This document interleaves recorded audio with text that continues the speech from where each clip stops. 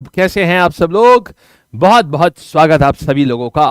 We are going to start amazing सी अपनी foundation class and आज नवमी का दिन। आप सबको बहुत बहुत बधाई इस दिन की। एंड इसी के साथ माता रानी का नाम लेते हुए शुरू करते हैं हम लोग अपनी आज की कहानी। आज बुलाएंगे गौतम बुद्ध को। आज भगवान बुद्ध को धरती पे बुलाएंगे और उनके बारे में सब कुछ जानेंगे। आज आपकी मुलाकात करवाते हैं उनसे। मुलाकात कराई जाए। Great great great. तो चलिए फिर मुलाकात कराते हैं। और मुलाकात कराने से पहले ये बता दें, कल है दशहरा। कल सुबह 10 बजे ना जुड़ना भूलिएगा। टुमारो मॉर्निंग एट 10 AM हम और आप मनाएंगे दशहरा। साथ साथ SSC लैब आपके लिए ला रहा है कुछ बेहतरीन सा, बहुत बहुत बहुत बढ़िया सा ये आपके लिए कल आएगा। तो कल सुबह सुबह 10 बजे मिलना ना भूलें। बहुत मजा आएगा आपको। ओके जी, परफेक्ट परफेक्ट परफेक्ट। चलो तो फिर शुरू करें कहानी अपनी अपनी यात्रा शुरू करें आज की। आओ भाई अपनी यात्रा शुरू करते हैं हम लोग। और राइट ओके सर, कम से कम 2 छुट्टी रखो। वाह, रिवीजन नहीं हो पा रहा है सही से। अरे और करें, ये सब नौटंकी है। मेहनत करिए। क्यों, किसने बोला 8-8 घंटे सोइए? 3 घंटे 4 घंटे सोइए, बहुत है। बस मेहनत करिए, थोड़ा और जान डालिए तैयारी में। ध्यान रखना, आप कोई व्यक्ति कितना भी विद्वान क्यों ना हो, कितना भी विद्वान क्यों ना हो, आप अपनी मेहनत से किसी को भी पीछे छोड़ सकते हैं। आप किसी को भी, बस आपके अंदर इतनी आग होनी चाहिए, इतनी फायर होनी चाहिए कि उस फायर के आगे आप किसी की भी तेज को आप जला दें। तेज समझते हो? तेज मतलब होती बुद्धिमत्ता। आप अपनी फायर से किसी के भी आगे निकल सकते हैं, लेकिन वो होना चाहिए फिर वो चीज। आइए तो करते हैं सादर प्रणाम और बढ़ते हैं आगे बुद्धिज्म की ओर। आइए बढ़िया कमल का फूल सूंघते हुए आओ। देखो भाई, गौतम बुद्ध की बात करते हैं तो कहानी क्या है समझो। गौतम बुद्ध की बात करते हैं तो कहानी क्या होती है समझिएगा। भगवान बुद्ध जो हैं, ये इनका जन्म हुआ था प्रिंस सिद्धार्थ के रूप में। इनका नाम क्या था? प्रिंस सिद्धार्थ। और इनका जो जन्म, प्रिंस क्यों बोलते हैं? क्योंकि इनके पिताजी जो थे वो राजा आदमी थे। तो वो क्या था? वो थे शाक्य क्लैन होता है, शाक्य गण माने शाक्य एक गण माने आप समझ लीजिए कबीला। तो शाह के कबीले के राजा हुआ करते थे। अच्छा, इनकी मदर का नाम महामाया था। तो देखो याद रखना भी बड़ा आसान है। अगर आप एक चीज देखेंगे, भगवान बुद्ध के माता पिता का नाम देखो, भगवान है तो शुद्ध तो हो गए, तो शुद्धोदन हो गए, है ना। भगवान है तो शुद्ध तो हो गए, तो शुद्धोदन हो गए। ठीक, अब उसके बाद सुनना, भगवान बुद्ध है तो भगवान है तो मायावी भी है, माने माया भी हो गया। तो महामाया और शुद्धोदन इनसे मिल करके बनते हैं प्रिंस सिद्धार्थ। एकदम क्लियर? चलो शाबाश। अच्छा, इसमें से सवाल ये आता है कि बताओ महामाया कौन से क्लैन को बिलोंग करती थी? तो पिताजी शाक्य क्लैन को और माताजी कोलिया क्लैन को। कई लोग ना, कई बच्चे इसमें कंफ्यूज हो जाते हैं और इसमें मार्क कर देते हैं लिच्छवी। तो देखो बालक, लिच्छवी भी आंसर होता है, लेकिन वो स्वामी महावीर की माता का नाम जो है, स्वामी महावीर की माता लिच्छवी क्लैन को बिलोंग करती थी। समझे? ये जो है ये कोलिया क्लैन को बिलोंग करती है, इसलिए कंफ्यूज बिल्कुल मत होना। एग्जामिनर भी जानता है आप यहीं फंसोगे, इसलिए यहां से सवाल देता है वो। तो हमने देखा यार, वो कोलिया क्लैन को बिलोंग करती है महामाया। ठीक है। शुद्धोदन जो है ये चीफ थे शाक्य क्लैन के। अच्छा, इनका बचपन का नाम क्या है? इनका बचपन का नाम है सिद्धार्थ। अब बात करते हैं इनकी वाइफ और सन का। तो इनकी वाइफ का नाम है यशोधरा और बेटे का नाम था राहुल। इनके घोड़े का नाम, अब घोड़ा कहां से आ गया? देखो, जब हुआ क्या, इनके पिताजी जो थे वो काफी बढ़िया मतलब ज्योतिष आदमी थे। उन्हें सारी की सारी ना, समझना, उनको सारी चीजें जो हैं खूब बढ़िया से आती होती थी। ज्योतिष आदमी थे तो उनको ज्योतिष शास्त्र का भी अच्छा खासा ज्ञान था उनको। शाक्य मुनि इनके पिताजी को बोला था। तो शाक्य मुनि का मतलब क्या हुआ? शाक्य तो हो गया जिस क्लैन को बिलोंग करते थे, जिस कबीले को, और मुनि मतलब हो गया महाविद्वान। तो एक्चुअल में इनके पिताजी बहुत विद्वान आदमी थे। इनकी कुंडली देख के समझ गए थे कि ये बालक बहुत समय तक हमारे पास रहेगा नहीं। इस बात को सोच करके उनको डर लगता था, मेरा बालक कहीं चला जाएगा चला जाएगा। तो इसीलिए उन्होंने कभी घर के बाहर ही नहीं निकलने दिया। उसमें यह था कि अगर सिद्धार्थ ने कभी भी अगर दुख देख लिए दुनिया में, तो फिर वो नहीं रह पाएगा, फिर वो आपके पास नहीं रहेगा साहब, फिर वो आपका बालक नहीं रहा, फिर वो कहीं ना कहीं तो चला जाएगा। तो अब ये था कि अगर सिद्धार्थ ने कभी दुख देख लिया तो फिर समस्या है। तो इसीलिए इनके पिताजी ने एकदम बिल्कुल सब सारी सुख सुविधाएं महल के अंदर ही डाल रखी थी, कभी इनको बाहर नहीं निकलने देते थे। लेकिन वही बात है, होनी को कौन टाल सकता है। कहते हैं एक बार इन्होंने अपना एक घोड़ा लिया जिसका नाम क्या था? कंटक। घोड़ा लिया और घोड़े के साथ में, सारथी के साथ में चले गए नगर भ्रमण के ऊपर। यहां पर इनको 4 लोग दिखाई पड़ते हैं। एक था मृत आदमी, जो मृत व्यक्ति था उसके आसपास जो लोग थे वो कह, अरे यार ये क्यों मर गए, जीवित क्यों नहीं है? तो एक जीवित आदमी था लेकिन बीमार था। वो कह रहा था अरे यार मैं तो जीवित हूं लेकिन बीमार क्यों हूं यार, मुझे बीमार नहीं होना चाहिए था। तो बूढ़ा आदमी था, साथ में बीमार भी था। फिर एक इनको ऐसा बूढ़ा दिखा जो बीमार नहीं था। वो रो रहा था, अरे यार मैं बूढ़ा क्यों हूं, मैं जवान क्यों नहीं हूं, मैं जवान होता तो अपने लिए खूब सारा काम करता, खूब सारा पैसा एकत्र करता। फिर इनको ये भी चीज मिल गई, एक आदमी इनको मिला जो जवान था, मतलब समझना, एक आदमी मृत था, उसके आसपास वाले लोग कह रहे थे अरे ये जीवित क्यों नहीं है। तो एक आदमी जीवित था लेकिन इससे रोग दोष था उसमें, तो उसको रोगी था। वो कह रहा था अरे यार मैं निरोगी क्यों नहीं हूं, मैं बूढ़ा होता लेकिन निरोगी नहीं होता। तो एक बूढ़ा दिखा, लेकिन वो बूढ़ा भी नहीं खुश है, मतलब जो मृत के आसपास वाले लोग थे वो सोच रहे थे जिंदा होता व्यक्ति, तो जिंदा व्यक्ति भी नहीं खुश था। जिंदा व्यक्ति सोच रहा था यार मैं सिर्फ बूढ़ा होता, रोग नहीं होता, निरोगी होता, तो निरोगी व्यक्ति भी सुखी नहीं था। वो बूढ़ा था, वो कह रहा था मैं जवान क्यों नहीं हूं। तो जवान, जब इन्हें जवान व्यक्ति दिखा, उसने सब कुछ त्याग दिया था, उसने सब अपना घर बार सब त्याग दिया था। तो वो चला गया था वो चला गया था, वनवासी हो गया था वो। तो इनको लगा यार कि दुनिया में कोई खुश है ही नहीं, उसने जीवन में सब कुछ पाने के बाद में सब कुछ त्याग दिया था। इन्होंने लगा कि यार जीवन में, दुनिया में कोई खुश नहीं है। आखिर अगर दुनिया में कोई खुश है ही नहीं, किसी की इच्छाएं कभी समाप्त होती नहीं है, तो आखिर इस जीवन का मेन अर्थ क्या है? वाई एम आई अलाइव, मैं जीवित क्यों हूं, मेरा जन्म हुआ ही क्यों है? अब ये चीज जब इनको लगी तो इन्होंने घर छोड़ दिया। जब घर छोड़ दिया, अच्छा कितनी उम्र पे घर छोड़ा, ये भी देखो इंपॉर्टेंट बात आती है साहब। तो बात आई यहां से कि 29 वर्ष की उम्र पे इन्होंने घर छोड़ दिया। कौन सी उम्र में? 29 वर्ष की उम्र में इन्होंने घर छोड़ दिया। 29 ईयर्स की उम्र में इन्होंने घर छोड़ा। अब जब साहब 29 साल की उम्र में इन्होंने जब घर छोड़ दिया, अब क्या हुआ? अब ये गए टीचर के पास, बोले सर हमको सिखाइए कि कैसे हम पैदा क्यों हुए। अब वहां पर 3 साल तक ये सीखते रहे। बाद में समझ में आया कि सर के भी पास वो ज्ञान नहीं है जो उनको चाहिए था। अब क्या हुआ? उन्होंने सोचा टीचर चेंज। तो अब गए दूसरे गुरु के पास, वहां पर 2 साल तक पढ़ते रहे। फिर याद आया अरे इन सर के पास भी वो ज्ञान नहीं है जो हमको चाहिए। फिर से टीचर चेंज। फिर तीसरी जगह गए, वहां 1 साल तक रुके। फिर देखा 1 साल बाद समझ गए हाँ अब इनके पास भी वो ज्ञान नहीं है जो मुझे चाहिए। फिर से टीचर चेंज होने वाला था लेकिन अब की नहीं किया। अब समझ गए कि भाई मुझे सिखाना जो ज्ञान मुझे चाहिए वो शिक्षक नहीं दे सकते हैं, अब मुझे खुद ही इसके लिए खुद से ही ज्ञान लेना होगा। तो जाकर के बैठ जाते हैं, तपस्या करते हैं, पीपल के वृक्ष के नीचे ये तपस्या करने शुरू कर देते हैं और तब इनको ज्ञान की प्राप्ति होती है। माने 6 साल बाद इनको ज्ञान की प्राप्ति होती है। अच्छा अब देखना, तो 6, अब आप कहेंगे इन्होंने 42 दिन तपस्या कर दी, कहीं 42 दिन लिखा है, कहीं 12 दिन, कहीं 6 दिन, कहीं ऐसे करके अलग अलग दिन है। तो इन्होंने कुछ मतलब 6 दिन से लेकर के 42 दिन तक कुछ भी हो सकता है, अलग अलग जगह अलग अलग चीजें लिखी हुई हैं। तो इन्होंने 42 दिन में ज्ञान प्राप्त कर लिया, पीपल के पेड़ के नीचे मेडिटेशन किया और ज्ञान मिल गया इनको। अच्छा अब बात आती है क्या वो 42 दिन में ज्ञान मिल गया? नहीं, 6 साल में जो वो बेस बनाना, वो ओवरनाइट सक्सेस नहीं थी कि 42 दिन में कोई भी ज्ञान ले ले।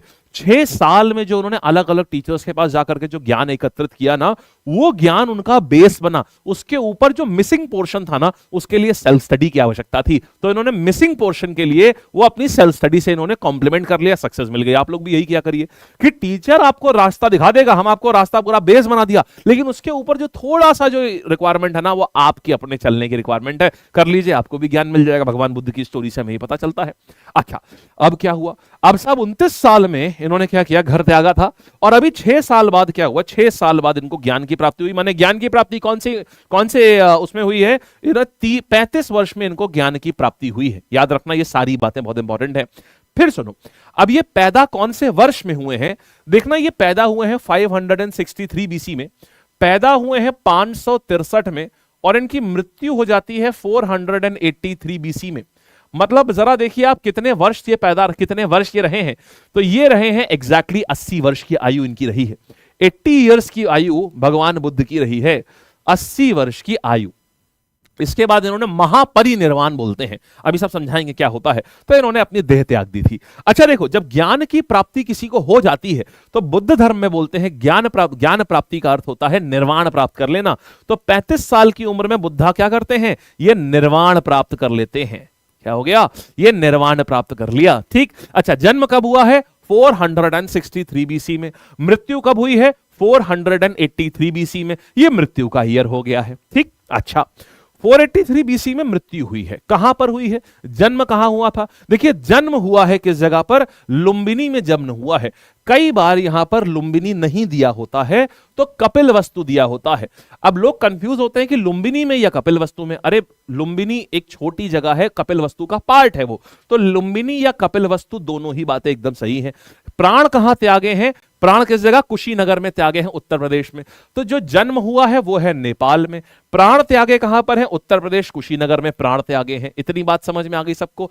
कब पैदा हुए? 563 में। कब मृत हुए? 483 में। कितने वर्ष की आयु रही है? बोलते रहो करो, कितने वर्ष की आयु रही है साहब? ये आयु रही है इनकी 80 वर्ष की, इनकी प्रॉपर प्रगाढ़ इनकी आयु रही है। ठीक, अच्छा, अब साहब और आगे आते हैं। तो यहां तक के फैक्ट्स एकदम दिमाग के अंदर एकदम बिल्कुल बस गए कि नहीं बस गए? यहां तक के फैक्ट्स एकदम दिमाग के अंदर एकदम बस जाने चाहिए। ठीक, शाबाश। फिर देखो क्या हुआ। अच्छा, अब इनको ज्ञान प्राप्ति कब हुई है? तो ज्ञान प्राप्ति इनको 6 साल बाद, आपको बताया 35 वर्ष की आयु में इनको ज्ञान प्राप्ति हुई है। अब क्या हुआ? 35 साल में कहां पर ज्ञान प्राप्ति हुई है? नाम है जगह का उरुवेला। उसको गया भी बोलते थे। इसको क्या बोलते थे? गया भी बोलते थे जगह को।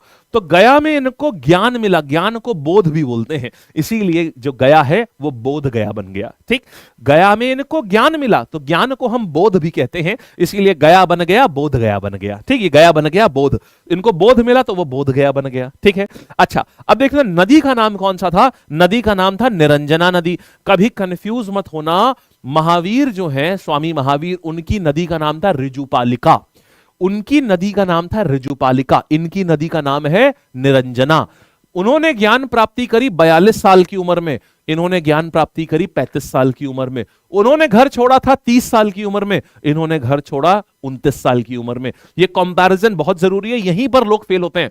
यहीं पर बच्चा जो है वो कंफ्यूज हो जाता है। एग्जामिनर को भी मालूम है कि यहीं पर वो कंफ्यूज होगा। उसे लगेगा यार मैंने तो ऋजुपालिका भी पढ़ा है और मैंने तो निरंजना भी पढ़ा है। स्वामी महावीर की जो नदी है वो ऋजुपालिका है, इनकी जो नदी है ये निरंजना है। स्वामी महावीर का जो ज्ञान प्राप्त करने का ईयर है वो 42 वर्ष की आयु है, इनकी ज्ञान प्राप्त करने की 6 वर्ष की आयु है, ये 35 वर्ष की आयु है। उन्होंने 12 साल तपस्या करी, 30 साल से लेकर के 42 साल, इन्होंने 6 साल करी, 29 साल से लेकर के 35 साल। ये क्लैरिटी अपने दिमाग में रखिए। कोई ऐसा एग्जामिनर हो ही नहीं सकता जो आपको कोई भी जरा सी भी आपको समस्या दे पाए। ठीक, आगे आते हैं। चलो, तो कहां पर हुआ साहब? निरंजना नदी के किनारे 35 वर्ष की आयु में इनको ज्ञान की प्राप्ति हुई। वेरी गुड भाई, बहुत बढ़िया बात है। आगे आएंगे हम लोग, फिर देखेंगे। अब देखो, इतना सारा जब ज्ञान आ जाता है किसी के पास में, इतना सारा ज्ञान आ गया। अब देखो, मैंने बहुत बड़ी रिसर्च करी और मुझे बहुत बड़ा ज्ञान मिल गया, तो मेरी पता है सबसे पहली इच्छा क्या होती है? मैं अपने बच्चों को बताऊं जाकर के। मेरा सबसे पहला होता है यार लर्नर से शेयर करते हैं, मजा आएगा, उन्हें भी बहुत अच्छा लगेगा। तो जब ज्ञान आता है ना, तो आप उसकी अब मैंने ज्ञान 6 घंटे में लिया तो आपको समरी में आधे घंटे में दे देता हूं, तो मैं 6 घंटे थोड़ी ना दूंगा। तो इन्होंने भी समरी को हिंदी में क्या बोलते हैं? सार। तो पहला सार कहां देंगे? सारनाथ में देंगे। तो पहला इन्होंने सार कहां दिया? सारनाथ में। मतलब जो ज्ञान की समरी है वो कहां पर दिया? वो यहां पर सारनाथ में दिया। क्या सिखाया वहां पर? उन्होंने 4 आर्य सत्य, मतलब ऐसी 4 बातें जो हमेशा सत्य रहेंगी वो, और उसके बाद अष्टांग मार्ग, मतलब समस्याओं का समाधान करने के लिए 8 रास्ते बता दिए कि इन 8 रास्तों पे चलो, कभी कोई दिक्कत नहीं आएगी। तो 4 आर्य सत्य और ये। अच्छा, बोलता है त्रिरत्न बताओ बुद्धिज्म के, बोलता है बुद्धिज्म के त्रिरत्न बताओ। बड़ा इंपॉर्टेंट सवाल है। देखो, बुद्धिज्म क्या है? एक विचारधारा है, धर्म से भी ज्यादा एक विचारधारा है। जैसे हिंदुइज्म क्या है? हिंदुइज्म भी एक विचारधारा है, जिसमें भी ISM लग जाए वो एक विचारधारा होता है। ठीक, तो बुद्धिज्म एक विचारधारा है। तो किसी विचारधारा के 3 रत्न क्या होंगे? पहला, उस विचारधारा को पैदा करने वाले, माने भगवान बुद्ध स्वयं। फिर वो खुद में वो विचारधारा जो है, माने बौद्ध धर्म जो है खुद में। और फिर उस विचारधारा को आगे बढ़ाने वाले लोग, माने उसके मंक्स जो है, मंक्स माने साधु साधुनी जो है उसके, माने संघ बोलते हैं बुद्धिज्म में, उसी को साधु वगैरह को संघ बोला जाता है। तो बुद्धिज्म के त्रिरत्न कौन हुए? देखो कितना आसान तरीका याद करने का। बुद्धिज्म एक विचारधारा है, तो पहला रत्न कौन होगा? जो उस विचारधारा का जनक है, माने बुद्ध खुद। सेकंड क्या होगा? वो विचारधारा स्वयं, माने धर्म हो गया, माने धर्म जो है उनका। और तीसरा, उस विचारधारा को आगे बढ़ाने वाले लोग, माने कि जो मंक्स वगैरह हैं वो हो गए। तो हमारे पास आ गया ना ये पूरी कहानी। बोलो, बढ़िया से आई है? शाबाश, एकदम बढ़िया, वेरी गुड। अभी तक जरा एक बार कस के सब लोग बताना क्या आप लोगों को सबको समझ में आ रही है? मेरे को दिख नहीं रहा है कि सबको समझ में आ रही है कि नहीं आ रही है, क्योंकि मेरे को कैसे दिखता है, मेरे को कैसे पता चलता है? एक बार में पता करने का तरीका क्या होता है कि जब स्क्रीन की तरफ देखो, जितने लोग हैं अगर उतने अंगूठे लगे हुए हैं तो पता रखता है कि हाँ यार, इतने सारे लोगों को भी समझ में ये चीज आ चुकी है। इससे पता चलता है कि हाँ, लोगों को समझ में आ रहा है, राइट? तो लोग कितने? 250 में 76 ना भाई, कितना गड़बड़ रेशियो है ना? तो अगर समझ आ रही है तो एक बार जरा हिट द लाइक बटन, जिनको जिनको समझ आया है। हिट द लाइक बटन जिनको जिनको समझ आया, एक बार कस के जरा बढ़िया से बता दीजिए। लाइक बटन दबा के बता दीजिए कि हाँ भाई आगे आपको आ रहा है समझ में, ऐसे कैसे पता चलेगा है?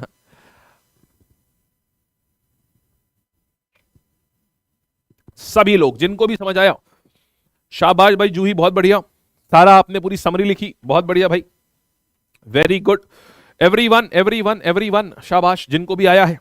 ठीक, चलो बढ़िया, आइए और आगे बढ़ते हैं, अब देखते हैं। तो अब हम देखेंगे, हाँ सीसी आ गया, बहुत अच्छे। अब देखिए कहां पर, देखो एक चीज समझना, सबसे पहली बार अपना उपदेश कहां दिया, सबसे पहली बार तो आप समरी माने सार देते हो, तो पहला उपदेश कहां देंगे आप, समरी कहां देंगे, सार दे, सार कहां देंगे, सार पहला सारनाथ में देंगे। फिर देखो श्रावस्थी, तो श्राव का मतलब क्या होता है, श्रस्थ, मतलब श्रस्थ से आया है श्रावस्थी।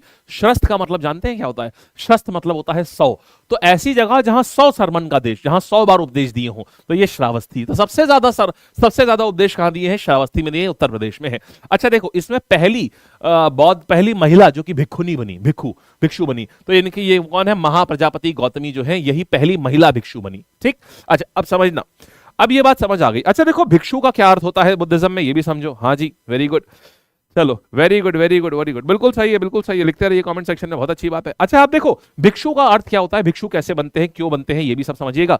देखो कहानी कुछ ऐसी होती है, भिक्षु, गौतम बुद्ध कहते थे कि देखो ऐसा है ना, तुम्हारे जीवन में ना कभी भी कोई इच्छा, कोई डिजायर नहीं होनी चाहिए। मतलब जैसे फॉर एग्जाम्पल, आज अरे मेरे को वो कपड़ा अच्छा लग रहा है, मेरे को उनसे उस इंसान से बात करने बड़ा अच्छा लगता है, मेरे को ये अच्छा अच्छा खाना बहुत पसंद है, तो वो कहते थे देखो तुम ना हमेशा, अब तुम्हें क्योंकि खाना बहुत अच्छा, तुम्हें अच्छा नया वाला मोबाइल बहुत पसंद है, तुम्हें नया वाला मोबाइल पसंद है, फिर तुमको वो मोबाइल अगर मिलेगा नहीं तो तुमको क्या होगा, तुम्हें दुख होगा, मतलब जी, और अगर तुम्हें मोबाइल वाला मिल जाएगा तो तुम्हें कोई और चीज पसंद आने लगेगी। माने ये जो साइकिल है ना, चीजें पसंद आने का, डिजायर का साइकिल अनंत है, और तुम्हारी कोई ना कोई डिजायर तो जरूर होगी जो तुम्हारी पूरी नहीं हो रही होगी, तो तुम हमेशा किस में रहोगे, हमेशा सौरों में रहोगे, हमेशा दुख में रहोगे। बात उनकी सही थी। तो अभी उन्होंने बोला कि देखो ऐसा है, इसको अगर तुम्हें छोड़ना है ना, तो सबसे पहले तुम्हें अपनी सारी डिजायर छोड़नी पड़ेगी, सारी की सारी डिजायर, और तुम्हें अपना इवन मतलब अपने पास कोई अटैचमेंट नहीं रखना पड़ेगा, अपना सारा मटेरियल चीजें छोड़नी पड़ेंगी, सारे फोन लैपटॉप सब दे दो, हटा दो सब कुछ, इतना छोड़ना पड़ेगा कि इवन तुम्हें आखिरी चीज जो तुम्हारे पास रहती है ना, वो होता है तुम्हारा सेल्फ रिस्पेक्ट, तुमको अपना सेल्फ रिस्पेक्ट भी छोड़ना पड़ेगा। अब सेल्फ रिस्पेक्ट कैसे छोड़ते हैं, सेल्फ रिस्पेक्ट छोड़ने के लिए इसीलिए बौद्ध धर्म में भिक्षु होने की प्रथा है, मतलब आप मांग के खाना खाएंगे, घर घर जाकर के हाथ फैला के खाना खाएंगे। जब आप ये कार्य करते हैं तब आपके पास से, जब आप भिक्षु बनते हैं ना, तब आपकी सेल्फ रिस्पेक्ट जो होती है वो पूरी तरीके से हटा चुके होते हैं आप, यानी इनका कहने का मतलब है डिजायर्स फिर आप पूरी तरीके से आपकी खत्म हो चुकी होती है जब आप भिक्षु बन जाते हैं। तो यही हुआ बौद्ध धर्म की नींव, यानी इसीलिए भिक्षु बनाए जाते हैं, इसीलिए भिक्षु नहीं होते हैं, यही इनका काम है कि आपके अंदर से पूरी डिजायर्स को खत्म कर देना, तभी आप सत्य के मार्ग पर जा पाएंगे, ऐसा भगवान बुद्ध का मानना था। बोलो बात समझ आ गई है, चलो शाबाश। अब देखो भाई, तो अब ये देखिएगा, अब और आगे आएंगे तो कहां इनकी मृत्यु कहां पर हुई है, देखिए इनकी मृत्यु हुई है, महापरिनिर्वाण होता है, इसको बोलते हैं महापरिनिर्वाण। देखो निर्वाण क्या होता है, ज्ञान की प्राप्ति, और महापरिनिर्वाण मतलब इतना ज्ञान मिल जाना कि ये शरीर अब मेरे काम का नहीं है, अब तो मुझे निकल लेना है, ये शरीर अब मेरे किसी काम का नहीं है, अब मुझे जन्म और मृत्यु के चक्र से निकल जाना है, इसको बोलते हैं महापरिनिर्वाण। तो इनको 80 वर्ष की आयु में इनका महापरिनिर्वाण हुआ। कहां पर हुआ, कुशीनगर में। तो कुशीनगर में क्या होता है, इनका महापरिनिर्वाण कब, 483 बीसी में। जन्म कब हुआ, 563 बीसी में इनका जन्म हुआ है। मृत्यु कब हुई, 483 बीसी में हुआ है। ठीक, हमेशा ही पाली। अच्छा देखो कितने सारे प्रश्न उठता है कि यार ऐसा क्यों हुआ कि इतने सारे लोग बुद्धिज्म से जुड़े, राजाओं ने इतना फैलाया बुद्धिज्म, क्यों? क्योंकि देखो ये जो इस समय जो ब्राह्मणवाद, जो हिंदुइज्म में जो लोग थे, तो ब्राह्मण लोग जो थे वो हमेशा संस्कृत का प्रयोग करा करते थे, ब्राह्मण हमेशा संस्कृत का प्रयोग करते थे बौद्ध धर्म को बढ़ाने के लिए, ये हिंदू धर्म को बढ़ाने के लिए।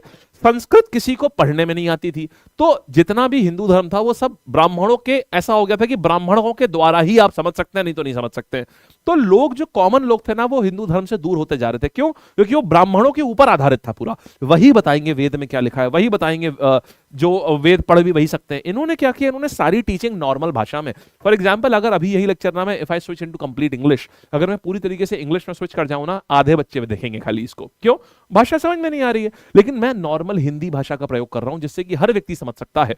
एक आसान भाषा का प्रयोग कर रहा हूं जिसको, जो हर व्यक्ति को आती है, तभी तो आप लेक्चर से जुड़ पा रहे हैं, तभी तो आपको चीजें समझ में आ रही है ना। इन्होंने भी यही अकलबंदी करी। इन्होंने क्या किया, इन्होंने सारी बातें ना पाली भाषा में समझाई। तो पाली भाषा उस समय की बोलचाल की भाषा थी, नॉर्मल भाषा थी। तो लोगों को भी लगा अरे वाह यार, हमको भी कोई स्पिरिचुअल बातें बता रहा है हमारी भाषा में। ये ब्राह्मण लोग तो यार हमको खाली ये संस्कृत में पता नहीं क्या क्या करते रहते हैं और हमको समझ ही में नहीं आता है, हमको तो बहुत दूर रखते हैं ब्राह्मण लोग तो, लेकिन ये तो हमको मिला रहे हैं स्पिरिचुअलिटी में। तो लोग इनकी तरफ आकर्षित होते जा रहे थे और बौद्ध धर्म में कन्वर्ट होते जा रहे थे। ठीक, अच्छा, इन्हीं के टाइम पर महावीर जैन हो गए, प्रासंजीत राजा हो गए, बिंबिसार, अजातशत्रु, ये सब इन्हीं के टाइम पर हुआ करते हैं। ओहो, इतनी बड़ी सुपर चाट, अरे बाप रे, क्या बात है। हाँ पक्का विकास, आपको मिल जाएगी, थैंक यू सो मच, आपको 100% मिल जाएगी वो पीडीएफ, अगर नहीं गई है तो पक्का से मिल जाएगी। ठीक राजपाल यादव की याद आ गई मुझे, चलिए very good, thank you so much Vikas, thank you. तो 100% मैं नोट भी कर ले रहा हूं, अब तो भार इतना बढ़ गया है ना, नोट का भी भार आ गया है अब तो ये मैं डाल देता हूं, रुको जरा एक बार अपनी टीम को डाल देता हूं कि थर्ड जो लास्ट क्लास की पीडीएफ जो है वो डाल दें इसमें। एक मिनट रुकिएगा, हमारे पास अभी तुरंत ही बोल देता हूं। हम्म,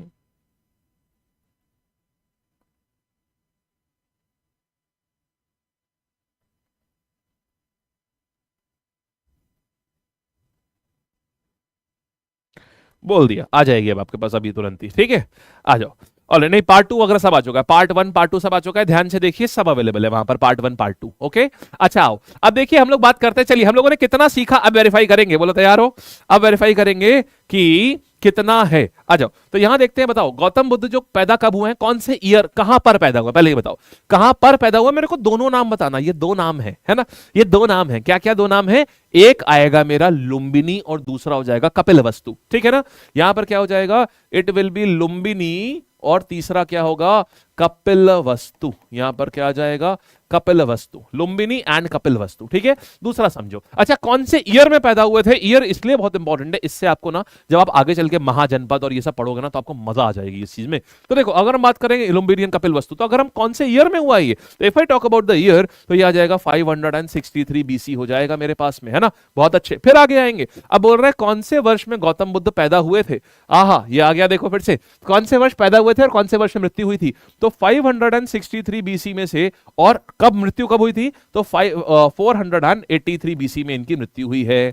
बहुत बढ़िया भाई, वाह भाई वाह, सब लोग आंसर देते रहिए बहुत अच्छे अच्छे तरीके से, शाबाश, very good very good very good, nice. अब आगे आते हैं, गौतम बुद्ध की वाइफ का नाम क्या था, इनके बेटे का नाम था राहुल और इनकी वाइफ का नाम क्या था, इनकी मदर का नाम था प्रजापति गौतमी, और महामाया ओरिजिनल मदर का नाम था, स्टेप मदर जिन्होंने पाल पोस के बड़ा किया उनका नाम था प्रजापति गौतमी, और वाइफ का नाम था यशोदा, और सन का नाम था राहुल। तो यशोधरा हो गया, यशोदा यशोधरा दोनों ही मिलेंगे आपको, यशोधरा हो गया। ठीक, ये हो गया, और आगे बढ़ेंगे हम लोग। बताइए गौतम बुद्ध के घोड़े का नाम क्या था, गौतम बुद्ध के घोड़े का क्या नाम है, हम कहेंगे साहब ये है कंटक, हो गया इनके घोड़े का नाम। ठीक, फिर कह रहा है गौतम बुद्ध की मृत्यु कहां पर हुई है, हमें हमें वर्ष भी चाहिए, कौन से वर्ष में मृत्यु हुई और कहां पर हुई है, दोनों बातें चाहिए।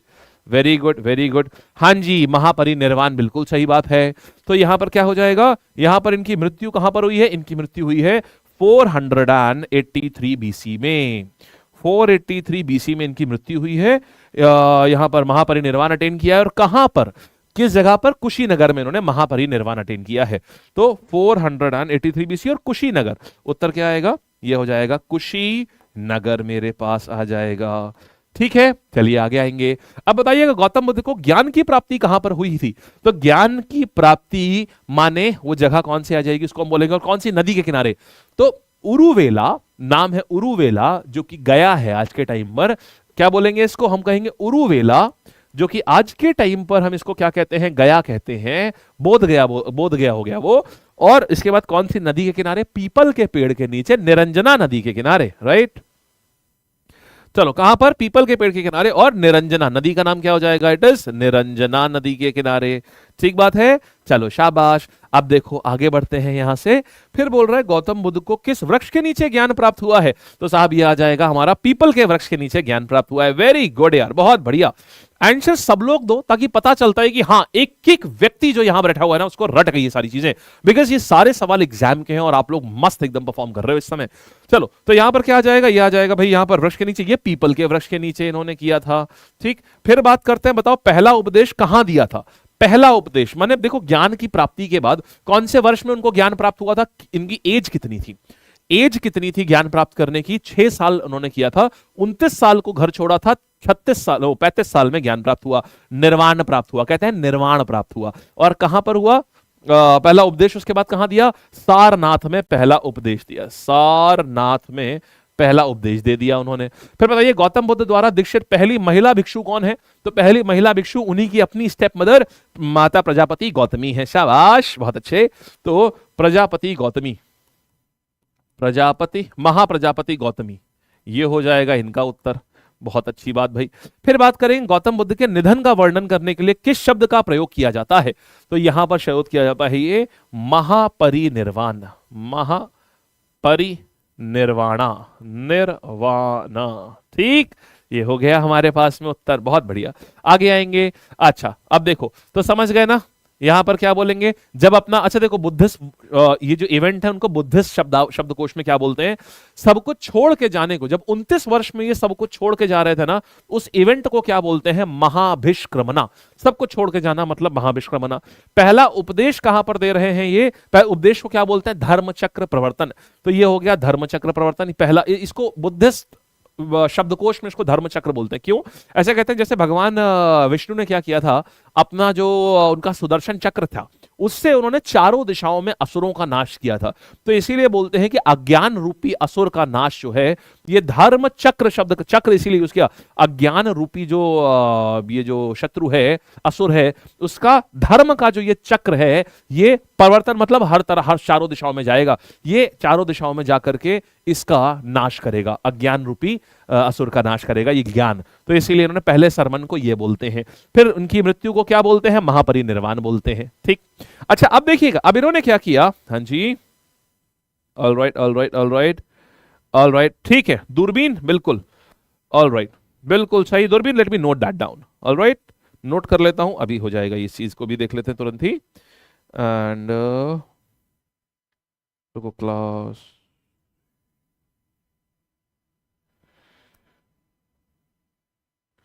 Okay, noted down, cool. चलो आओ अब देखो, अच्छा 4 नोबेल ट्रूथ्स की हम बात करते हैं। What are the 4 noble truths, 4 noble truths क्या है। सबसे पहले दुख, उन्होंने बोला देखो ऐसा ना दुनिया में दुख है, बोले देखो दुनिया में दुख है, और फिर बोले दुख जो है ना यार, एक्चुअल में वो दुख क्यों आ रहा है, दुख का ओरिजिन क्या है, दुख का ओरिजिन है डिजायर। फिर बोले ऐसा है कि यार निरोध का मतलब होता है उस, पहले बोले देखो दुनिया में हर कोई दुखी है और दुख का मेन कारण क्या है, डिजायर है, तो डिजायर। अच्छा अब फिर बोले दुख को समाप्त किया जा सकता है, दुख का एंड करा जा सकता है, दुख इज एंड, दुख का एंड पॉसिबल है, उसका एंड पॉसिबल क्या है, डिजायर को एंड कर दो। बोले एंड कर दो डिजायर को तो दुख तुम्हारा एंड हो जाएगा। फिर बोले कैसे एंड करेंगे, उसका मार्ग क्या है, तो दुख का मतलब होता है देयर इज अ कॉज, जो दुनिया में दुख है, और उसका कारण क्या, समुदाय का मतलब होता है कारण क्या है, कारण है डिजायर। फिर बोले कि देखो ऐसा है उसका एंड भी पॉसिबल है कि तुम डिजायर एंड कर दो दुख एंड हो जाएगा। फिर बोले लेकिन बोले महाराज कैसे कैसे करेंगे ये बताओ, तो बोले ठीक है उसके लिए मैं तुम्हें मार्ग बता रहा हूं, मैं तुम्हें अष्टांग मार्ग बता रहा हूं, 8 मार्ग बता रहा हूं, अगर उसको फॉलो करोगे तो तुम्हारा जो डिजायर है तुम्हारी वो खत्म हो जाएगी। तो वो अष्टांग मार्ग उन्होंने ये दिए हैं, सही देखना है, right view, right intention, right speech, right action, right livelihood, right effort, right concentration, right mindfulness, माने ये 8 रास्ते दिए। बोले सही बोलो, बोले देखो सही सही अपना व्यू पॉइंट अपना सही रखो। फिर बोले सही अपने इंटेंशन, जो भी पाना है उसके लिए हमेशा इंटेंशन फिक्स रखो, मतलब एक बार ठान लिया तो ठान लिया, एक बार ठान लिया ना पेपर क्रैक करना है तो करना ही करना है, फिर उसमें कोई वो नहीं है, एक बार ठान लिया ना पेपर क्रैक करना है तो फिर पेपर क्रैक करना ही करना है, उसमें कोई इफ एंड बट नहीं होने का है। फिर राइट स्पीच, हमेशा सही चीज बोलनी है, अपने अगर कभी किसी से झूठ नहीं बोलना है, जो इंटेंशन है जो करा है बिल्कुल सत्य बोलना है। फिर राइट एक्शन, अपना जो गोल लिया है उसके लिए निरंतर लगे रहना है, निरंतर कभी रुकना नहीं है जब तक अचीव ना हो जाए। राइट लाइवलीहुड, मतलब आपकी जो दिनचर्या है वो हमेशा ही आपके गोल के अनुसार होनी चाहिए। अगर आप एक विद्यार्थी हैं, अगर आप एक विद्यार्थी हैं तो आपकी दिनचर्या भी विद्यार्थियों वाली होनी चाहिए, माने सुबह उठना, सुबह उठ करके अपना अध्ययन करना, फिर आपको लाइट एक्सरसाइजेस करना। अगर आप एक एथलीट हैं तो आपकी दिनचर्या फिर एथलीट वाली होनी चाहिए, मतलब आपकी दिनचर्या आपके कर्म के अनुसार होनी चाहिए, जो आपको अचीव करना चाहते हैं उसके अनुसार होनी चाहिए। राइट लाइवलीहुड, राइट एफर्ट, मतलब ये हो गया कि जितना अमाउंट ऑफ एफर्ट नीडेड है, अगर आप पहले ये पता कर लीजिए, इसलिए बोलते हैं राइट नॉलेज भी होना। देखो कहाँ गया? Right view, right intention, right speech, right action, right life, right effort, right consent, right, हाँ, राइट माइंडफुलनेस। मतलब आपको मालूम होना चाहिए कि आपको जो चीज चाहिए उसके लिए कितना एफर्ट नीडेड है और आप उतना ही एफर्ट लगाएं। माने आपने सोचो, आप पढ़ाई तो बहुत कर रहे हो, जैसे मोस्टली लोग करते हैं, पढ़ाई बहुत करते हैं, लेकिन 100% सिलेबस में से वो 40% सिलेबस को ही बार बार बार बार बार बार करते रहते हैं। फिर उनको ये पता ही होता है, फिर उनको लगता है साहब हमने तो ये लाइन ना बहुत गंदी है, मुझे कभी चूज नहीं करनी चाहिए थी, मेरा तो समय चला गया, मेरा सिलेक्शन नहीं हुआ। प्रॉब्लम क्या थी? 100% सिलेबस की जगह पर वो करते क्या थे? वो 40% सिलेबस को बार बार बार बार बार बार करते थे। मैं कहता हूं तो जब पेपर देने जाओगे तो उस 40% को ही तो अटेम्प्ट कर पाओगे, और बाकी सिलेबस कभी टच ही नहीं कर पाते हैं वो। तो उनको लगता है कि यही 40% में पूरा सिलेबस की दुनिया है और पेपर कहीं और से आ रहा होता है। तो उनको लगता है ये तो बड़ी अजीब चीजें आ गई। मैं हर बार देखता हूं जो लर्नर्स जो बहुत सही तरीके से या एक सही गाइडेंस में तैयारी नहीं करते हैं ना, एग्जाम के बाद कहते हैं सर ये पता नहीं कहां कहां से कैसी कैसी बातें पूछ रहा था। मैंने कहा देखो जरा, अच्छा बोले कहां कैसे पढ़े हो? बताते हैं ऐसे ऐसे पढ़े थे। अच्छा ठीक है, अब जरा ये देखो ये सब चीजें पढ़ी हैं कि नहीं पढ़ी हैं? हाँ सर ये तो पढ़ाई गई है, ये सारी चीजें, ये तो ये चेक करो। हम कई बार एनालिसिस में दिखाते हैं, जरा ये चेक करो, ये वाला उस दिन बताया गया था, ये वाला। सर हम तो बहुत लेट आए, हम तो चैनल पे, हमें मालूम ही नहीं था कि यहाँ पर ऐसा ऐसा होता है। चैनल हमको, आप जरा कभी भी मैराथन्स की पीडीएफ या एनालिसिस जो कट ऑफ में था उसमें देखिएगा, हमेशा कमेंट्स में देखेंगे कि सर हम बहुत लेट आए, हमें मालूम ही नहीं था, हमें काश में ये पहला मिल गया होता चैनल, तो हमारा बहुत कुछ हो चुका होता। तो पॉइंट वही है कि आप 40% सिलेबस में मत घूमिए, आप एक कॉम्प्रिहेंसिव एनालिसिस, कॉम्प्रिहेंसिव कवरेज करिए, फिर उसमें घुसिए। तो राइट एफर्ट इज मैंडेटरी। यही भगवान बुद्ध भी बोल गए थे, हम तो फिर भी बहुत अदने से आदमी है भाई, ये तो भगवान बुद्ध ने ये बात बोली थी। फिर राइट कंसंट्रेशन, फोकस एक बार बना लिया ना, फिर आपको कुछ भी, ये नहीं कि इंस्टाग्राम नोटिफिकेशन बीच में आ रही है।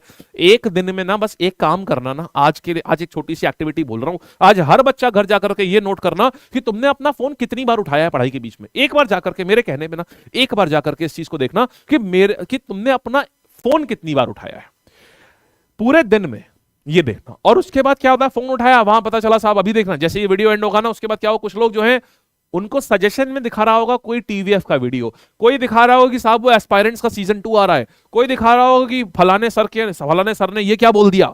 अब वो वीडियो वहां से जा करके फिर कहीं और, फिर कहीं और, फिर कहीं और, इतना गंदा टाइम बर्बादी होती है ना। Mobile is the worst invention of all times, I must say. हाँ, हमारी पढ़ाई में हेल्प करता है, लैपटॉप में बोलूंगा फिर भी सही है, मोबाइल बहुत बेकार चीज है। तभी क्या हुआ, राइट माइंडफुलनेस, मतलब आप कंसंट्रेशन और माइंडफुलनेस। तो ये कुल मिलाकर के देखिए, कुछ भी अचीव करना ना जीवन में, बुद्धा के ये अष्टांग मार्ग या फिर 5 मार्ग जो महावीरा ने बोले थे, अगर आप ये 5 भी सरल भाषा में है, क्योंकि हर कोई है, गीता भी यही बोलती है, बुद्धिज्म भी यही बोलता है, जैनिज्म भी यही बोलता है, लेकिन सबके भाषा सबसे सरल इस्तेमाल करी गई है इनमें बस। तो अगर आप ये फॉलो कर लेना, जैनिज्म में तो और सरल भाषा का इस्तेमाल किया गया है, तो अगर आप ये कर लें तो मतलब सोचो यार, ऐसे में तो इंसान को बोला गया है कि इंसान की सीमाएं अनंत हो जाएंगी। गीता में भी बोलते हैं कि अगर आप दुनिया कॉन्कर करना चाहते हो ना, तो स्वयं को कॉन्कर कर लो, दुनिया में ऐसी कोई चीज नहीं जो कॉन्कर ना कर पाओ। हमेशा वही बोला जाता है, गीता में भी यही लिखा हुआ, ये भी यही बोलते हैं कि दुनिया को अगर कॉन्कर करना है तो कुछ नहीं करना है, जितेंद्र बन जाओ। जितेंद्र का मतलब क्या होता है? जिसने अपनी इंद्रियों को जीत लिया, मतलब जिसने अपने खुद के विचारों के ऊपर कमांड कर लिया, वो पूरी दुनिया पे कमांड कर सकता है। ये तो फिर भी अदना सा पेपर है यार, ये तो इसमें निकलने में क्या ही रहेगा इसमें तो। चलिए अच्छा, अब देखिए अब क्या हुआ, गौतम बुद्ध की यहां पर जो समझना, गौतम बुद्ध की जो मृत्यु हुई, तो अभी क्या हुआ, अब इस मृत्यु में एक और चीज आई भाई, क्या कि अब बात ये आई, महापरिनिर्वाण उन्होंने अटेंड कर लिया, फिर बोले साहब अब भगवान बुद्धा की टीचिंग्स को क्या होगा, उनकी टीचिंग्स तो उनके साथ चली जाएंगी। फिर उनके कुछ डिसाइपल्स थे, उन्होंने बोला नहीं, हम ये नहीं होने देंगे, हम उनकी टीचिंग्स को कंपाइल करके एक पुस्तक बना लेंगे। तो इसीलिए उनकी मृत्यु के बाद पहली बुद्धिस्ट काउंसिल ऑर्गेनाइज करी जाती है। हमेशा ध्यान रखना, मृत्यु जिस दिन मृत्यु हुई ना, जिस ईयर में, उसी साल करी जाती है, ताकि उनकी टीचिंग्स खोने ना पाए। तो पहली बुद्धिस्ट काउंसिल कौन से ईयर में आएगी? 483 बीसी में आएगी, समझ गए ना। तो 483 बीसी में राजगृह में इसीलिए करी गई, अजात शत्रु ने करा था। महाकश्यप जो उनका एक शिष्य हुआ करता था, उसी काफी अच्छा शिष्य था, तो ये महाकश्यप और आनंद 2 लोग थे। तो आनंद ने क्या किया, सूत पिताका ये बनाया। सूत पिताका मतलब सारी भगवान बुद्ध की सारी टीचिंग्स जो है वो सूत पिताका में डाला। तो आनंद ने सूत पिताका ये बनाया, जिसमें आनंद इनके डिसाइपल, इनके एक शिष्य का नाम था। जैसे आप मेरे शिष्य हैं, तो आपको मेरी सारी बातें याद है ना, इस चैप्टर के बाद में। तो अगर मान लीजिए कल मैं आपको नहीं पढ़ा रहा हूं, मान लीजिए बुद्धिज्म या कोई, मान लीजिए कल आज से नहीं पढ़ाऊंगा, जाओ, मैंने बोले आज से सब संन्यास ले रहा हूं, आज से नहीं पढ़ाऊंगा भाई, सब खत्म, संन्यास ले रहा हूं आज से, तो आप में से जिन लोगों ने डायरेक्टली मेरे से पढ़ा हुआ है तो वो क्या करेंगे, वो मेरे, मान लीजिए आपने मेरे नोट्स कंपाइल कर दिए कि इन्होंने ये सारी चीजें पढ़ाई हैं, नोट्स हो गए, तो वो मेरे नाम के नोट्स हो गए, तो उसमें मेरी सारी पढ़ाई गई बातें जो हैं वो सारी अवेलेबल होंगी उसमें। ठीक, बस यही कहानी। तो इनका सूत पिता का। फिर क्या हुआ, इनका एक और इनके शिष्य थे, उनका नाम था महाकश्यप, जिन्होंने चेयरमैन भी रहे हैं यहाँ के, ये इनके शिष्य थे। तो महाकश्यप ने क्या किया, बोले हम भगवान बुद्ध जो बातें बोलते थे कि मॉन्क्स को, मतलब जो लोग बुद्ध धर्म को बढ़ावा दे रहे हैं उनको कैसे रहना चाहिए, हम उनके लिए कोड ऑफ कंडक्ट माने प्रॉपर रूल बुक लिख देते हैं, उसको बोला विनय पिटका। तो विनय पिटका क्या हुआ, विनय पिटका का अर्थ होता है वो रूल बुक जो आप बुद्धिज्म के लिए, जो आप वहां के भिक्षु भिक्षुणियों के लिए इस्तेमाल करते हैं, उसको कहते हैं विनय पिटका। बोलो बात समझ में आई, शाबाश। नाउ आगे बढ़ते हैं, क्लियर। अब देखिएगा क्या चीज, स्टैटिक जीके की क्लास, सीन ऑफ स्टैटिक, क्या चीज स्टैटिक जीके की क्लास बताना बेटा, वो मैं नहीं लूंगा। स्टैटिक जीके की क्लास मेरी, स्टैटिक जीके मेरी एप्लीकेशन पर चलती है। स्टैटिक जीके की अच्छी खबर ये है, स्टैटिक जीके 2.0 आने वाला है, बहुत जल्दी लॉन्च होने वाला है स्टैटिक जीके 2.0 बैच एक। और उसमें मतलब यहां पर जो स्टैटिक जीके है, इसके बताता हूं, यहाँ की स्टैटिक जीके नमो मैम लेंगी। ठीक, यहाँ की स्टैटिक जीके मेरा सेशन जो होगा आपसे 2 बजे होगा। लैब पर देखिए कोई भी सेशन जो होगा, लैब पर सारे के सारे सेशन बहुत ही ज्यादा फुल ऑफ मतलब हाईली एग्जाम सेंट्रिक, बहुत ज्यादा ऑनेस्टी और बहुत ज्यादा डेडिकेशन से होते हैं सारे सेशंस जो भी हैं। तो आपको जो भी टीचर जैसे जो भी पढ़ा रहा है वो अपना बेस्ट ऑफ द बेस्ट ही होगा वो, तो क्योंकि लैब में हम कंटेंट से कॉम्प्रोमाइज नहीं करते हम।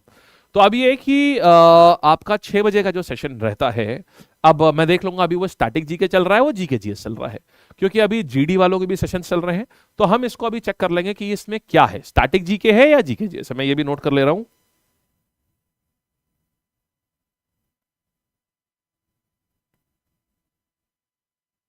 ठीक, और जो भी होगा उसको हम एक दिन में ही, अगर मान लीजिए स्टैटिक जीके नहीं है तो हम उसको भी अरेंज करा देंगे। ठीक है, थैंक यू अभी, thank you so much, thank you so much. चलिए, thank you so much for your appreciation. आओ अब देखो, अब क्या करेंगे सर, सीजल फाउंडेशन की स्टैटिक जीके बालक हमने बताया ना, आज हम चेक कर लेंगे कि 6 PM की क्लास में आपकी एग्जैक्टली कौन सी क्लास हो रही है। ठीक, वो हम चेक कर लेंगे आज। अच्छा अभी देखो, तो सेकंड बुद्धिस्ट काउंसिल की बात करते हैं। अच्छा हाँ, एक और चीज बता दूं इसी के साथ, कल मेरी स्टैटिक जीके की क्लास होगी। कल हम लोग जो क्लास करेंगे ना, tomorrow I will be doing static GK with you. तो कल क्या है, मंगलवार है ना, हाँ, तो कल मंगलवार है ना, कल 2 बजे हम लोग स्टैटिक जीके करेंगे। आपको मजा आएगा, बहुत मजा आएगा, बहुत कुछ सीखोगे, बहुत कुछ फेस्टिवल फेयर, जो नई वाली स्टैटिक जीके जो आज कल आ रही है ना, कल हम वो करेंगे आपके साथ में। ठीक है, अच्छा आओ। अच्छा देखो सेकंड में क्या हुआ, फिर सेकंड में क्या हुआ, ये किसने कराई, अब याद करने का तरीका बताता हूं एक। देखो 4 बुद्धिस्ट काउंसिल हुई है, पहली, दूसरी, तीसरी और चौथी। ठीक है, तो देखो इसको याद करने का तरीका क्या है, RVP के एक ऐसा बोल के देखो, पहले पहले पहले बोलो, मुंह से साउंड निकालो, थोड़ा थोड़ा राइमिंग साउंड आनी चाहिए, थोड़ा म्यूजिकल साउंड आना चाहिए। बोलो RVP के। इसका मतलब क्या हुआ कि देखो, राजगृह वैशाली पाटलिपुत्र और क्या, पाटलिपुत्र और कुंडलवन कश्मीर, माने पहली राजगृह में हुई, दूसरी वैशाली में, तीसरी पाटलिपुत्र में, चौथी कुंडलवन कश्मीर में। ठीक है, फिर यहां पर ये क्या हुआ, अजात शत्रु, काल अशोका और कनिष्क। तो RVP के एक, सब लोग अपनी कॉपी में लिखो, सब लोग लिखो, इसका मतलब हुआ राजगृह। देखो और बड़े में लिख रहा हूं, सब लोग अपनी अपनी कॉपी में लिखो, ये हमेशा सबको याद होना चाहिए। RVP के शॉर्टकट से है ए और के, तो यहां पर लिखो राजगृह, फिर यहां पर लिखो वैशाली, फिर यहां पर लिखो पाटलिपुत्र, फिर यहां पर लिखिए पाटलिपुत्र, और फिर यहां पर लिखिए कुंडलवन कश्मीर। यहां पर क्या लिखेंगे, कुंडलवन कश्मीर। ऑलराइट, अब देखिएगा, अभी यहां पर क्या लिखेंगे, अजात शत्रु। ठीक, फिर यहां पर क्या लिखेंगे, काल अशोका, फिर यहां पर क्या लिखेंगे, अशोका, फिर यहां पर क्या लिखेंगे, कनिष्क। इससे क्या हुआ आपको, इससे आपको पहली बुद्धिस्ट काउंसिल कहां हुई, किसने कराई, दूसरी कहां हुई, किसने कराई, तीसरी कहां हुई, किसने कराई, चौथी कहां हुई, किसने कराई। बोलो सारा आया, बोलो बढ़िया से, शाबाश, वेरी गुड, बहुत बढ़िया। प्रियंका लाइव है, लाइव। ठीक, अब आगे बढ़ते हैं, यहां तक की चीज आ गई, अब और आगे बढ़ते हैं। तो हमारे पास देखिएगा थर्ड बुद्धिस्ट काउंसिल हमारे पास क्या हो रही है, यहां पर कौन आ रहा है, यहां अशोका आ रहे हैं, और यहां मोगलीपुत्र तिस्सा, ये इनके टीचर है। अशोका के टीचर ही जो थे मोगलीपुत्र, देखो अशोका ने दीक्षा ली थी बौद्ध धर्म की, किससे, उपगुप्त से दीक्षा ली थी, और इनके टीचर कौन थे, टीचर थे मोगलीपुत्र तिस्सा, तो वही थर्ड काउंसिल में चेयरमैन भी बने। अच्छा, यहां तीसरा जो है अभिधम पिताका, तो यहां पर पहला था देखो सूत पिताका और विनय पिताका सबसे पहले बनाए गए हैं, और अभिधम पिताका ये भी मॉन्क्स से डील करते हैं, संघ से डील करते हैं, मॉन्क्स, ठीक, ये संघ से डील करते हैं ये भी। अच्छा, फिर देखो चौथी कहां पर हो रही है, कुंडलवन कश्मीर, कनिष्क ने कराई थी, इनके वहां पर वासुमित्रा और अश्वघोष, ये दोनों बुद्धिज्म के बहुत बड़े प्रकांड ज्ञानी थे, इन्हीं के कहा, इन्हीं के कनिष्क के दरबार में थे वासुमित्रा और अश्वघोष। तो वासुमित्रा जो है यहाँ चेयरमैन बनते हैं, और यहाँ बुद्धिज्म जो है वो दो हिस्सों में बट जाता है, हीनायान और महायान। अब देखो हीनायान और महायान क्या होता है समझो। देखो हीनायान का अर्थ ये होता है, हीन माने कम और महा माने बड़ा, तो हीनायान को कहते हैं लेसर व्हीकल, महायान को कहते हैं बड़ा और महान व्हीकल। तो देखो हीनायान का मतलब क्या हुआ, हीनायान कहता है कि देखो ऐसा है, अपने से मतलब रखो, तुम पहले खुद क्या करो, खुद निर्माण की प्राप्ति करो, तब दुनिया को बताओ जाकर के। अरे भाई, अगर हर आदमी खुद ही कर लेगा तो फिर किसी को सिखाने की जरूरत ही नहीं रहेगी, हीनायान ये कहता है, ठीक, कि तुम पहले सेल्फ, पहले मैं बाद में दुनिया, मतलब पहले तुम अपने आप को, पहले निर्माण की प्राप्ति खुद करो, पहले ज्ञान तुम खुद लो, फिर तुम दुनिया में बांटो जाकर के। अच्छा, महायान क्या कहता है, महायान कहता है देखो ऐसा है, तुम दुनिया में आए हो ना, तो तुम्हें अपना तो ज्ञान तुम्हें लेना ही लेना है, लेकिन तुम निर्वाण अटेन करने के ठीक पहले रुक जाओ और तुम सबको ज्ञान बांटो भी, साथ में कोशिश करो, तुम्हें अपने को सिर्फ निर्वाण नहीं प्राप्त करना है, तुम्हें सबको लेकर के तुम्हें निर्वाण प्राप्त करना है। तुम्हारी ड्यूटी है कि पूरी दुनिया में निर्वाण की प्राप्ति हो, पूरी दुनिया के लोग जो है वो निर्वाण को प्राप्त करें, ये होता है महायान। तो महायान भगवान बुद्ध को ना एक भगवान की तरीके से देखते हैं, इसीलिए मूर्ति पूजन करते हैं, ये भगवान बुद्ध की मूर्ति लगा करके उसके सामने मेडिटेट करते हैं। जबकि हीनायान कहते हैं कि यार बुद्ध का थॉट एक अच्छा था, बुद्ध एक बहुत ही एनलाइटेंड व्यक्ति थे, जिनकी टीचिंग्स की रिस्पेक्ट होनी चाहिए, व्यक्ति तो भगवान नहीं थे, वो एक नॉर्मल इंसान थे जिनकी टीचिंग्स की रिस्पेक्ट होनी चाहिए। तो ये हीनायान हो गए, समझ गए, बस इतना से इनकी विचारधारा में अंतर है बस, ठीक। तो ये आ गया। तो महायान ये जो है, ये महायान वाले भगवान की तरीके से पूछते हैं, ये एक महान व्यक्ति की तरीके से हीनायान वाले पूछते हैं, ठीक है ना। ये सिंबल्स में मानते हैं भगवान बुद्ध को, ये प्रॉपर मूर्ति पूजन करते हैं भगवान बुद्ध का। यहां तक हो गया, मस्त एकदम। अब आओ यहां पर देखना जरा, बताना पहली बुद्धिस्ट काउंसिल कहां पर हुई थी, सब लोग बोलिएगा, सब लोग, हाँ बोलो पहली, यहां बुद्धिस्ट काउंसिल कब हुई है, क्या बोलते हो, क्या बोलती है पब्लिक, कहां पर होती है। तो पहली बुद्धिस्ट काउंसिल हमारे पास आ जाएगी, याद करो, RVPK, RVPK, अपनी कॉपी देखो, आर बोले तो राजगृह, है ना, राजगृह। फिर कौन पहली किसने चेयर करा था सबसे पहली वाली, तो ये जो भगवान बुद्ध के डिसाइपल थे, क्या नाम था इनका, एक थे आनंद और दूसरा महाकश्यप, महाकश्यप इनके शिष्य थे, महाकश्यप। फिर रिजल्ट पहली बुद्धिस्ट काउंसिल में क्या हुआ, यहां पर विनय पिताका और सूत पिताका ये बनाया गया था, ठीक। अब आओ जरा आपको सवाल कराते हैं जो एग्जैक्टली एग्जाम में आए हैं, जरा यहां पर देखो, ये देखो भाई, यहां की बात करेंगे, कौन से कुषाण रूलर हिस्ट्री में फेमस हैं जिन्होंने चौथी बुद्धिस्ट काउंसिल जो है वो ऑर्गेनाइज कराई है, बोलो क्या आ जाएगा, किसने चौथी बुद्धिस्ट काउंसिल ऑर्गेनाइज कराई है। I want answers from everyone, हर व्यक्ति बोलो, बिंदास बोलो, एकदम बेहतरीन तरीके से। हाँ जी, हाँ हाँ हाँ हाँ हाँ, शाबाश शाबाश। तो यार बोल रहा है, बताओ कि यहां पर किस किस कुषाण रूलर ने कराया है फोर्थ बुद्धिस्ट काउंसिल। हमें पता है यार, RVPK, तो के बोले तो चौथी बुद्धिस्ट काउंसिल माने के, तो के से कौन आ रहा है, कनिष्क आ रहा है, आंसर आ गया मेरा, है बढ़िया, खत्म कहानी, कितना बढ़िया था। देखो इसी साल का लेटेस्ट क्वेश्चन है ये, देखो लेटेस्ट क्वेश्चन पूछा जा रहा है आपसे, यहाँ पर हम लोग जुलाई के सवाल कर रहे हैं जो अभी सीजीएल में आए हैं प्रीलिम्स में, ठीक, बहुत प्यारा, बहुत बढ़िया। अब देखो अब क्या करेंगे, फिर बोलेंगे रूल्स मेड वर रिट, कौन सी किताब में विनय पिताका जो है, ये विनय पिताका किताब किसने कंपाइल करी थी, विनय पिताका में रूल्स लिखे हुए हैं, तो ये बौद्ध संघ ने कंपाइल करी थी। फिर आगे आएंगे, बताइए इनमें से किस जगह भगवान बुद्ध ने अपना पहला उपदेश दिया था 4 नोबल ट्रुथ्स, यानी 4 नोबल ट्रुथ्स के ऊपर पहला उपदेश कहां दिया था, बोलिएगा क्या चीज। सर 9080 क्यों लिखा है लोकेशन में, मतलब समझा नहीं, ये बात आपकी समझ में नहीं आई मुझे। तो ये क्या आ जाएगा भाई, लॉर्ड बुद्धा ने पहला सरमन कहां दिया है, सारनाथ में, सरमन माने समरी, सारनाथ में दिया है। फिर बुद्धा की लाइफ को कौन से, इसको महाभिष्क्रमणा बोलते हैं, महापरिनिर्वाण नहीं बोला, महाभिष्क्रमणा बोला है। ओ थैंक यू अभी, हाँ जी thank you so much. Part 2 देखिए मैं ऐसा करूंगा, मैं सारी पीडीएफ वैसे तो पढ़वा चुका हूं, आज क्या करेंगे, एक ही मैसेज में पार्ट 1 की, पार्ट 2 की, पार्ट 3 की, पार्ट 4 की, सबकी लिंक्स जो है वो एक ही उसमें आ जाएगी। ठीक है, ये कर देंगे आज। चलो, तो महापरिष्क्रमणा जो है ये कहां पर है? तो यार ये जो है अपने घर को त्यागने के एलिमेंट को ये बोलते हैं। ठीक, फिर गौतम बुद्ध की मदर जो है वो कौन से डायनेस्टी को बिलोंग करती हैं? देखो, तो लिच्छवी मत कर देना, लिच्छवी जो है वो भगवान महावीरा की हैं, ये कोलिया क्लैन को बिलोंग करती हैं। ये आ जाएगा मेरा उत्तर। ठीक है, शाबाश। अब देखो, अब देखिएगा, फिर यहां बात करेंगे महात्मा बुद्ध के महापरिनिर्वाण कहां पर हुआ था। महात्मा बुद्ध ने महापरिनिर्वाण जो है वो कहां पर लिया था, मतलब ये देह त्यागी थी। कहां पर? तो ये इन्होंने कपिलवस्तु में, कुशीनगर में। देखो, कपिलवस्तु और लुम्बिनी तो एक हो गए, यहां तो पैदा हुए थे। ठीक है ना, यहां पर ज्ञान प्राप्त किया था, कुशीनगर में मृत्यु हुई थी। तो हम क्या देखेंगे? देखो, लुम्बिनी ये तो बर्थ से रिलेटेड है ना, ये बर्थ से रिलेटेड है, ये नॉलेज से रिलेटेड है, ये नॉलेज से रिलेटेड हो गया। ठीक, फिर कुशीनगर ये क्या हो गया? ये डेथ से रिलेटेड हो गया, और ये भी बर्थ से रिलेटेड हो गया। ठीक है ना, शाबाश।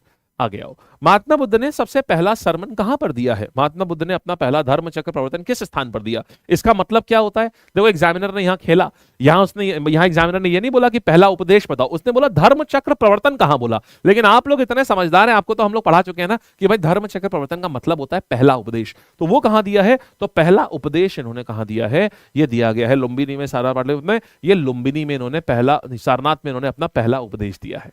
ठीक, अब आगे, कौन से कुषाण रूलर हिस्ट्री में फेमस है जिसने फोर्थ बुद्धिस्ट काउंसिल कराई थी? तो हम लोगों ने कर लिया, अभी आंसर कनिष्क हो जाएगा। ये देखिए, पहली महिला कौन है जो भिक्षुनी बनी थी? देखिए, इसी साल का प्रश्न आया है, पहली महिला जो भिक्षुनी बनी थी। आंसर्स, शाबाश, very good, very good, very good, बहुत बढ़िया। हमारे पास आंसर क्या आ जाएगा? ये आ जाएगी महाप्रजापति गौतमी, ये उत्तर हो गया। ठीक, फिर बताइएगा किसने विनय पिटका किसने लिखी है? तो विनय पिटका कौन लिखेंगे? बुद्धिस्ट संघ, ये भी हम लोग कर चुके हैं। हाँ, बस खत्म कहानी। अच्छा, आज देखिए, ये हुई पूरी कहानी। कल सुबह 10 बजे, सुनो अब इंपॉर्टेंट 3 छोटी छोटी मगर मोटी मोटी बातें लिख लो अपनी कॉपी में, बता दूं 3 बातें। पहला, आज रात में आपका ये करंट अफेयर्स सेशन होगा 9 बजे रात में। करंट अफेयर्स की स्ट्रैटेजी हम बताएंगे, कंप्लीट स्ट्रैटेजी, लेट मत होइएगा, शार्प एट 9 PM आइएगा। ठीक है, पहली सूचना ये हो गई। आज रात में 9 बजे ये बेहतरीन सा सेशन आपको मिलेगा, आज रात 9 बजे। दूसरी खूबसूरत बात क्या है? दूसरी खूबसूरत बात इसके साथ में ये आती है कि आज ही हम आपको, हाँ, अब कल जो 2 बजे की क्लास होगी उसमें हम स्टैटिक जीके कराएंगे। तो कल की स्टैटिक जीके क्लास 2 बजे से होगी, तो एकदम शार्प ऑन टाइम आइएगा। एक दूसरी खबर ये हो गई। तीसरी खबर ये हो गई, कल आप लोगों के लिए 10 बजे एक अच्छा सा इवेंट है, दशहरे का ही, आपके साथ कुछ बढ़िया है आपके लिए। तो ये जो है, ये हम लोग क्या करेंगे? देखो भाई, कहां पर आ गए? ये देखो, तो ये 24 अक्टूबर को कल आप हमारे साथ में मिलिएगा, हम लोग साथ में धरना ये मनाएंगे। ठीक है ना, दशहरा मनाएंगे हम लोग। क्लियर है एकदम बढ़िया से। एसएससी स्टेनो न्यू बैच कब आएगा 2024 के लिए? ये हमारे पास जानते हैं इस समय तनिष्क का, इस समय कितनी रिक्वेस्ट है नए बैच 2024 के लिए? आपको बताऊं, आप कहोगे अरे बाप रे, 780 इंक्वायरीज अभी पेंडिंग है इस स्टेनो न्यू बैच के लिए। 780 न्यू इंक्वायरीज अभी पेंडिंग है, और अभी हम सबको बोल रहे हैं बस रुक जाइए, थोड़ा सा रुक जाइए, थोड़ा सा रुक जाइए, तो कुछ अच्छा ही होगा जिसके लिए रुकने को बोल रहे होंगे, है ना। वरना 780 इंक्वायरीज हैं, who have texted a lot of times and called n number of times कि स्टेनो 2024 का बैच कब आएगा, सीजीएल का, फाउंडेशन का, और तमाम तरह के अलग अलग अलग अलग। तो हम लोग उन सारी जातियों के बीच में भी चर्चा करेंगे। थोड़ा सा कुछ 1-2 दिन रुक जाइए, आपको सारी चीज़ें जो हैं ये पता चलेंगी, और कई बढ़िया चीज़ें हैं। कल मुलाकात करेंगे, सब लोग सारी चीज़ें डिस्कस करेंगे उस पर। ओके जी, ठीक, and thank you so much अभी के लिए, थैंक यू सो मच, खूब बढ़िया मज़ा आया। और हाँ जी, खूब बढ़िया मज़ा आया। और अच्छा, ये आपकी शिफ्ट में था बहुत अच्छे, और इसी तरीके से जुड़ते रहिए। खूब अच्छा लगता है जब यार हम सब लोग मिलके, एक तो पता है आप लोग के अंदर ज़ील भी बहुत प्यारी है, बहुत अच्छे से आप लोग भी मेहनत करते हो। देखो, ये पूरा स्केड्यूल है, मैं आपको दिखा दूं, और हमने फ्री टेस्ट भी शुरू कर दिया। आप लोग एप्लीकेशन पे जाके फ्री टेस्ट भी ले सकते हो, डेली फ्री टेस्ट होता है। देखो, ये सीजीएल फाउंडेशन का ये आपका है, तो यहाँ पर डेली बस एक चीज ध्यान रखो यार, समय से आया करो एकदम। जब आप टाइम पर आओगे ना, एक हैबिट बना लो, एक हैबिट, एक चैलेंज ले लो, एक 7 डेज चैलेंज पे जाओ। 7 डेज पूरा होना, फिर 10 डेज चैलेंज पे जाओ कि यार मेरे को एकदम टाइम पे जाना है, मेरे को एकदम। और सब लोग टेलीग्राम पे रुको, सब लोग आकर के ना टेलीग्राम ज्वाइन कर लो। टेलीग्राम चैनल मेरा अमन SRV, उसी में इसके नोट्स भी देता हूँ। तो ये जो पूरे नोट्स है ना, हम आपको टेलीग्राम पे दे देंगे, उसमें आपको कैसे क्विज लेना है, सब चीजें मिलेंगी। ठीक है, तो आज हम लोग किस समय मिल रहे हैं? किस समय मिल रहे हैं बताना जरा। आज हम लोग किस समय मिलेंगे? आज हम लोग मिलेंगे आज रात में 9 बजे। करंट अफेयर्स की पूरी स्ट्रैटेजी है, इसमें मिलेंगे हम लोग, ठीक है। ये देखो, ये पूरा है, ये बहुत जरूरी है, ये बहुत मजा आएगा आपको। इससे आप एकदम एकदम सीख जाएंगे कैसे पढ़ा जाता है, आप ये नोट्स कैसे बनाए जाते हैं, ये सब जानेंगे आप, ठीक। चलिए, तो शुक्रिया, मिलते हैं हम लोग दोबारा से। Thank you so much guys, tata, take care, all the best.